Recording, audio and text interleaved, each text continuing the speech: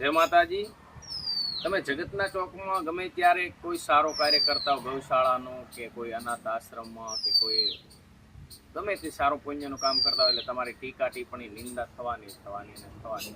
તમે એક વ્યક્તિ કીધું ગામ હોય ત્યાં 5 પેલા હોય છે, એટલે તમે સારું કામ કરો તો ક્યારે અટકાવો નહીં, કારણ કે નિંદા ટિપ્પણીનો સામનો કરવા માટે તમારે તૈયાર રહેવું પડશે।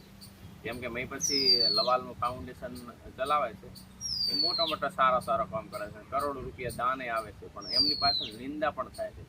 એવી જ રીતે આપણે વાવ ગૌશાળામાં વાવના યુવાનો છોટા પરિવારના જે ગૌશાળાની સેવા કરે છે, લૂલી લંગડી ગાયોની, એમની પણ વચ્ચે માણસોએ એમના વિશે પણ ફરિયાદ કરીને કે એ લોકો તો એમનો સેવા ભાવ રાખીને કામ કરે છે, મતલબ ટાઈમ કાઢીને એમને ખુદના ટાઈમમાંથી ટાઈમ કાઢી અને સેવા ને એવું કરે છે।